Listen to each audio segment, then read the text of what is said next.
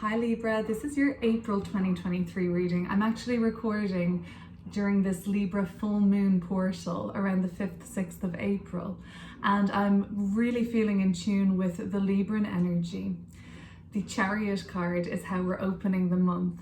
And even though this looks like a typically more masculine energy, and I say that because in the Rider-Waite-Smith deck, at least the one that I learned on, it was a man taking the reins of a chariot of some sort.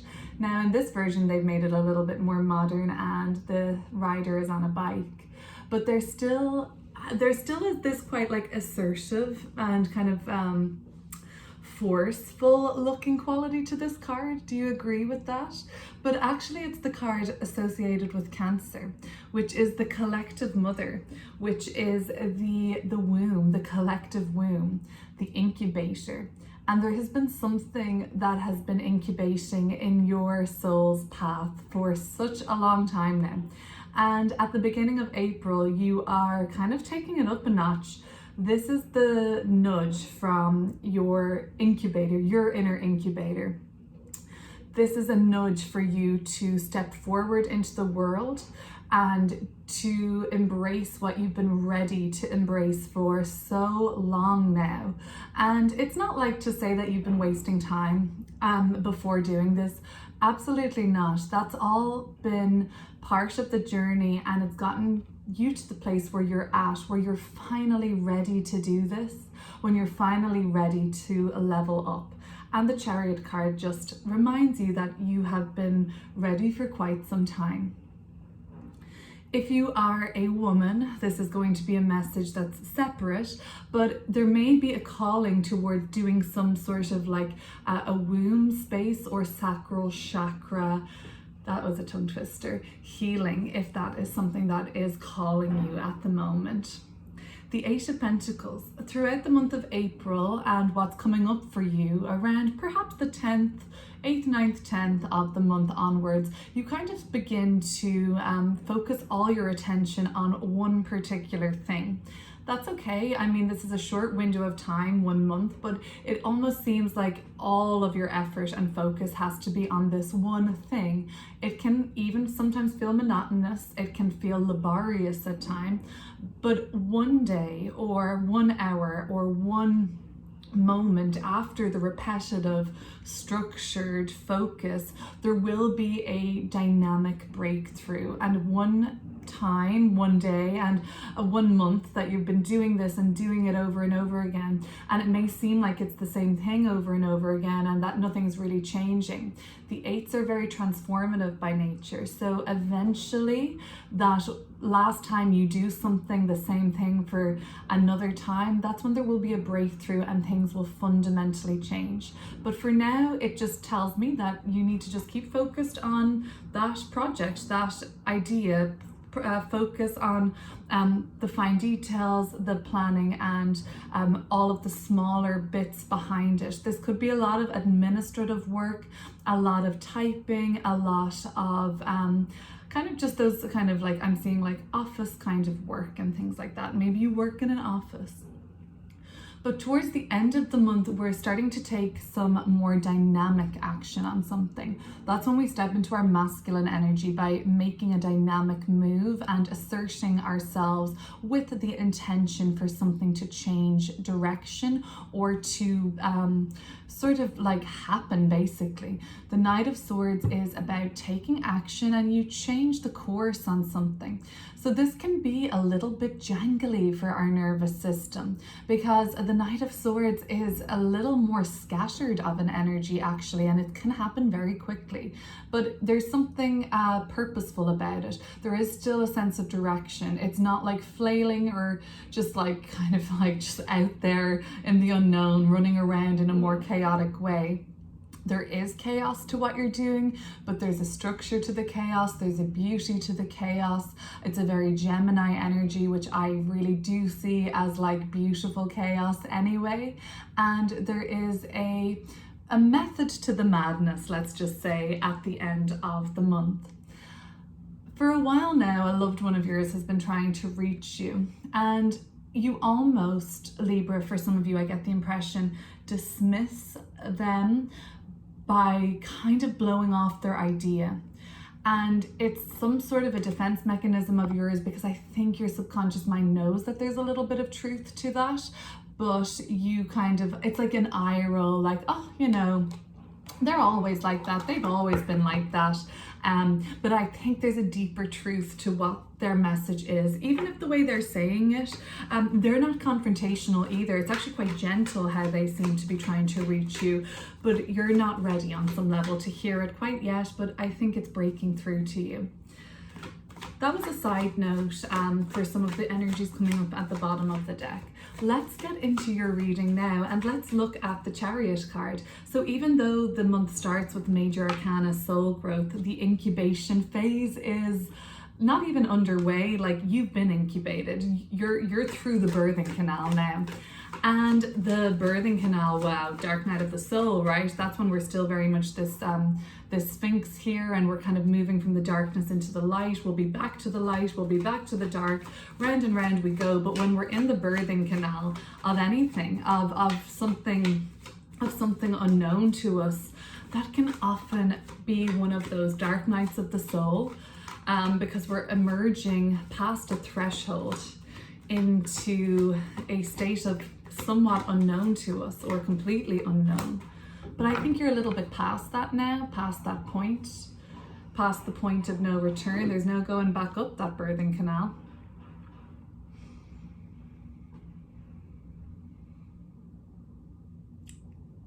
And even though you begin April in the birthing canal or out of the birthing canal, that just does not just happen all at once. This has been a incubation for a while. This has been something that's been growing for a while. The 10 of Cups, very beautiful. I see children there. I see another child here with the Page of Cups. I see the Hierophant at the bottom of the deck. So let's talk about this in a number of ways. This is very traditionally read as a family dynamic. Okay, we have marriage, we have the house in the background, and the city, and the parents and the children and the child and the inner child and the adults. So this is all a fundamental part of human existence, the family unit, the clan, all of those things. And there has been maybe beautiful focus there. Maybe you're focusing a lot about ancestry, heritage, where you come from, your journey, your childhood, your parents' childhood. Did you talk to them about how they grew up? It's all very much part and parcel of your overall storyline so far, and there's a lot of beauty there, and it's so healing. Mars in Pisces with the 10 of Cups. Mars can be conflict. Pisces is a dissipation, a kind of like just sinking into nothingness at times. So we see conflict dissolving and tensions dissolving and strife just, you know, being watered down, basically, to the point where it can be even funny to look at. Like, remember how mad I got about that? Like, what was I thinking, you know? And it's just a really nice point of reflection at the beginning of the month. You look at where you've been coming from, you look at the sort of stages of your own development and your emotional development. And again, we talked about the womb, the birthing canal. It's very much, that's exactly what I'm feeling deeply intuitively, that some of you are going to be called to do some healing on the container, the physical vessel.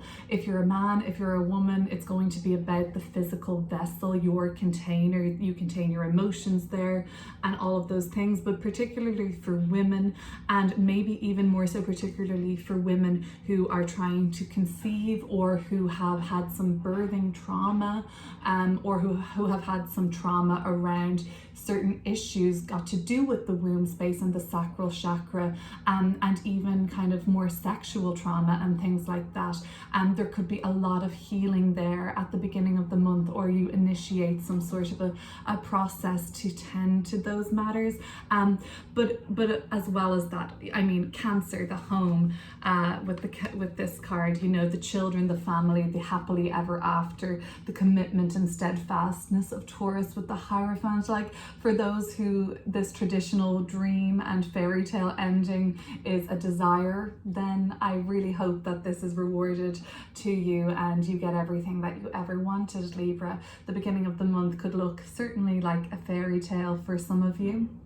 And sink in, lean into that, because things always change and we should always remember to enjoy the present, and this is just good times for you. For those who are like kind of looking towards something that's more committed, something that's more stable, something that feels a little bit more like nesting, yes, you could be laying down roots, or you could be finding yourself with a partner that really supports this too and wants this too. Or Libra, even if not more beautiful, but equally as beautiful, you could have found a very safe space within yourself to hunker down, to nest, and to provide a foundation for all your dreams and hopes and wishes to come true. Being around children, inner child work, play, creativity. We're just checking off the list here of what these themes could be at the beginning of the month. But one sure thing for me is it's absolutely beautiful. So let's move on. 8 of Pentacles.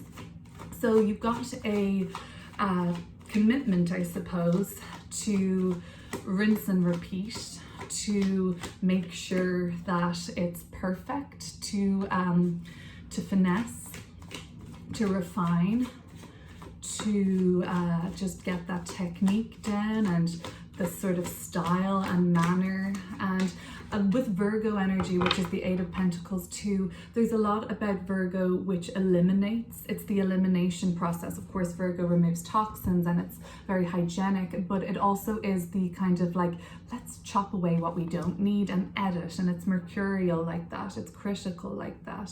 So there's also like finding what works, but ultimately, or not ultimately, but as importantly, finding what does not work is going to be a good message for this month, I think.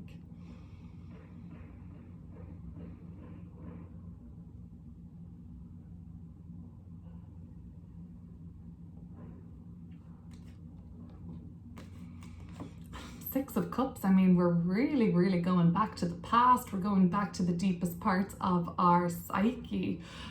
6 of Cups is the past, it's childhood, it's memories. And the 5 of Pentacles, those ones that hurt, right? Those triggers, those wounds. The 5 of Pentacles is often some sort of needing. It can even be a desperate needing, a yearning. And again, you know, this is not about trying to transcend the human experience and completely killing the ego and trying to kid ourselves into thinking that we don't have desires, that we don't have needs that need to be met for us to feel secure, for us to thrive, and for us to be even able to focus. And there is a real calling for you to do the work. And I never looked at the 8 of Pentacles in this reading like that.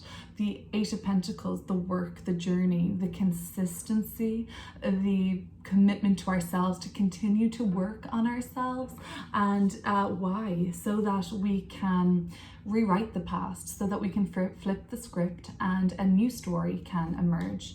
But family, ancestry, where you came from, the mother-child relationship, the father-child relationship, the parental relationship, spanning generations, very concerning for you. And I just get really heavy water sign energy with Scorpio here, Sun in Scorpio, Mars in Pisces, Cancer, and then of course the Page of Cups, the essence of all the water signs, which is water is the element of healing, regeneration, restoration. And this is a very psychic and undercurrent energy. And there could be you having to work through some of the more murky topics, or some of the topics that might even not feel like they are from this lifetime, but there's something that deeply entrenched in memory on a cellular level that still can feel painful, that still can feel like a wounding. So you go there, Libra, I think, and you just keep working on it. It doesn't have to happen overnight. Small steps, uncover layer by layer. The Five of Pentacles is where you feel those abandonment wounds, the rejection wounds, of course, but it's also where you feel unwanted, where you have felt like you don't fit in, where you don't belong. And this Five of Pentacles came up in your last month's reading. It's now ringing a bell to me. And the Five of Pentacles surely did come up in your March reading, and it was about a sense of belonging. So that's still perhaps something that, you know, of course, it doesn't happen overnight, so no surprise to see that in your reading this month either. But you're working on it. You're kind of taking it piece by piece, breaking it down into digestible and manageable parts, rather than just being like, oh, this terrible thing once happened to me, or this repeated cycle of badness happened over and over again. Like, how do I even begin to start? Where does it affect you in your work space? Where does it affect your focus? Where does it affect you in your body? You know, where does it affect you with your relationship to the inner child and children and family and your own children if you have them, and your creative expression and all those things? Just like taking little piece by piece. I think that's what, I mean, I've never heard that advice or anything. That's just what I'm kind of picking up from these images. Okay, so that's emotional, sure. Towards the end of the month, there is very much a dynamic action that is taken. And for some of you, it'll be related to this, where you say, you know what, I am deciding to just go straight to the core. I'm a Pisces, so I am that sort of shamanic archetype. So sedation, even yoga, meditation. Of course, I mean, I have enjoyed all aspects of that, but to me, it's not where the healing truly happens, okay? Sometimes we have to get right to the center, to the most like jarring and often alarming and sometimes dysregulating part of the trauma. And that's why it's an important time to have a safe space for this to happen. For the healing to happen, can't happen when we're under sedation, and it sometimes is important to allow yourself to build up a support system and a readiness. The incubator will nudge you when you're ready to leave the womb, metaphorically, and enter into the void, or past the void rather. And there's just something like about that, like I feel like some of you, this could be about something completely different, let's pull cards, but for some of you, you're like, I'm charging right into this, I'm going right into the eye of the storm. And it's very brave, of course, but it's very cathartic. And you know what, we have a personal responsibility to heal, you know, and there's all this, you know, well, don't cause shame and all that stuff. No one can cause shame in anybody else. Look, here's the Pisces energy coming through now. Nobody can cause shame in anybody else. Shame has to exist within us on some level, conscious, subconscious, for that to be mirrored and reflected back to us. The eclipse, April 20th. End of the month. This is going to be a more intense part of your journey. Intense is not bad. Aren't you ready for this, Libra? Don't you feel this emotional depth that you are beginning to explore now, and you become more of an emotionally deep person? Maybe you think, is that even possible to become more emotionally deep? Well, it is. Well, it is.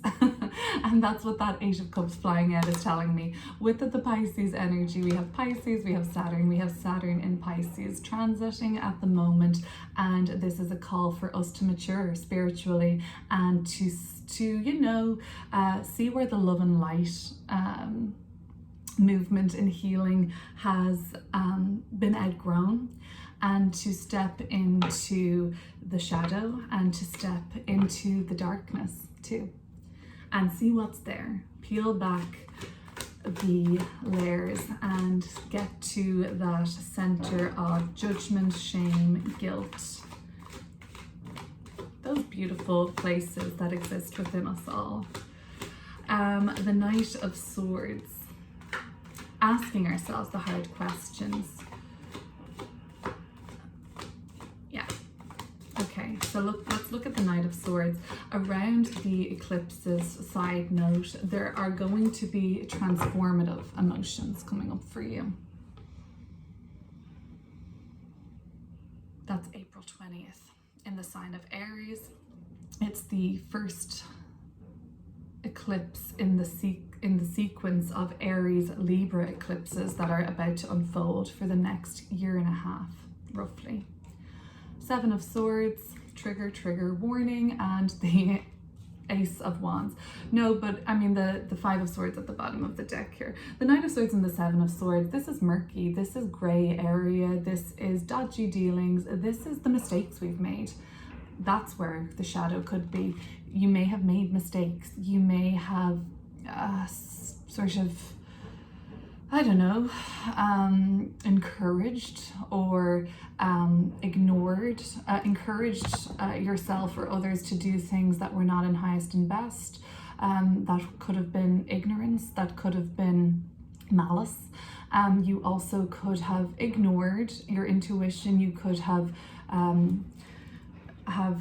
kind of advocated for something that was actually harmful, whether or not you knew that at the time. If you did, you must forgive yourself. If you didn't, you must forgive yourself, I guess, is the message there. But yeah, I guess going to the source of your discomfort and of your mistakes. We all make mistakes, and let's start to integrate that and heal and transmute and alchemicalize that to make a new spark, a new, like, it's the spark, it's the kind of like realization, and it's the wake-up call. And the longer we ignore that, well, that's just not going to help the collective. Aren't we here to make the world a better place, or are we not? That really starts with ourselves and accepting our own flaws and what we have done wrong. And you take action on that. Maybe it's a sort of statement that you make, maybe it's a just change in the course that you've been on, a change in the course of action. Maybe it's coming up against the perpetrators, maybe it's coming up against the people that you feel led you astray and hoodwinked you and messed with your mind too, you know. Maybe you feel like a vendetta, or you feel like even vengeful, or seeking some sort of a payback, or making a plan to ensure that this doesn't happen again. Whatever your route towards healing is, go for it. Of course, do no harm, and if harm has already been done to yourself or others, it's time to kind of shine a light the match in the dark, and bring focus to it so that it can be integrated, so that it can be transcended through and healed. And then we start all over again with a fresh slate. Okay, well, Libra, I will speak to you soon. I did talk about that perspective that the person that you're dealing with is trying to bring forward to you. That was the Hanged Man in reverse at the bottom of the deck. The longer you ignore that, the more likely it is that their message will shut down and they will stop trying to communicate that to you. But there's some importance in that, so keep an open mind and maybe take the blindfold off if you've been ignoring the truth of the situation. Much love. Talk to you soon.